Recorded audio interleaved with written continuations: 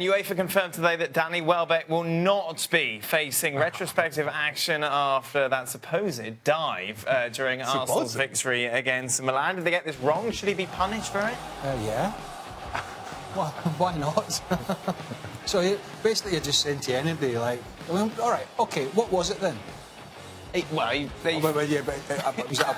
Was it a little gust of wind? I mean, how weak are UEFA? You're just opening a can of worms, aren't you?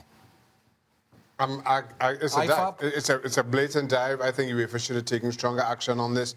I'm not sure why they don't, in all honesty. I don't know if they're afraid of the challenge, but then if you're afraid of clubs challenging your decisions, then don't make rules. I don't understand it. Not only was it a dive, but in my very loose standards, it was a bad dive, an awful dive. Should he be punished then for it? Yeah, I do believe so.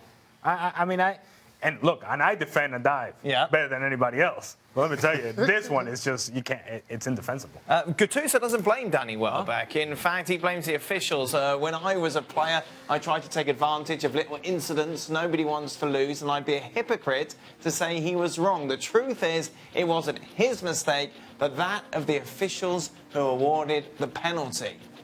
He's got a point? Yeah, and I think one of the things is that and certainly in the Premier League this year, where an official has been conned, then they can go back and look at it. But if the official spots it, then they don't, because he deals with it at the time. But clearly this one wasn't spotted. But Gattuso's saying, hey, look, it's part of the game. Diving is part of the game. I don't blame Welbeck, I blame the officials. Would you have that same view? Well, I think Gattuso's got enough on his plate with his AC Milan side going out to Arsenal, really. I mean, so... But we've kind of established there are cultural differences in how they view and accept diving. But if you want to stamp diving out of the game, the onus is on the administrators and the officials. It's not on the players. You ask the players to respect the laws, but if they don't, then it's down to the officials in the first instance and then the administrators after. If neither of them, if those two safeguards, do anything about it, then you can't blame Peter Walter would say, surely it's up to the players to help the officials. It's up to the players to help, but if the officials aren't prepared to do anything, either in the first instance or in the second, then don't... The officials got it wrong. Yeah, right. And then the administrators after, so reviewing this, is my point, is the second instance. If neither of those two layers are prepared to do anything, then you can't put all the blame on the player either. I think both things can be true. The fact that Welbeck's was a dive, and it was a bad dive, and it's indefensible. However, the sentiment that Gennaro Gattuso puts out there, I agree with 100%. The idea that you're taking advantage of situations in the game to maximize your potential, to maximize your ability to get a result for your team, which in the end is your responsibility as a player. Now, these guys will see it differently than I do.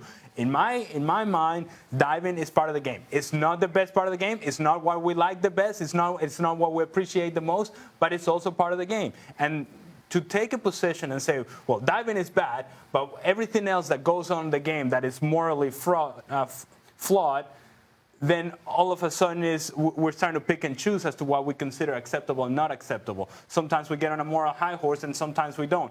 I don't think we can pick and choose. All of it is part of the game, and it is up to the referees to decide what's a foul and what's not. Yeah, but if a referee gets it wrong, and referees do make mistakes, I think that's where you can't blame the referee. He's had a poor day. That's when the administrators need to step in and say, right, OK, the referee made a mistake, but we're still going to punish you. Right, so you're not going to get away with it. You got away with it on the day because of human error. That happens. But we're going to look back at it retrospectively, and we are going to punish you. You're not going to play in the next round. What was the issue with that? So you don't have any problem with Welbeck diving in the first place? Well, yeah, I do have an issue with him diving, but the referee, I don't have an issue with the referee because he had a poor night. He missed it. I've got an issue with people sat in an office with a suit and tie on that are supposed to be running the game in Europe, just turning a blind eye to it. But this is Gattuso's point, isn't it? He doesn't blame Danny Welbeck, but you do. What do you mean? You say that Danny Welbeck's got to be questioned for diving, yes.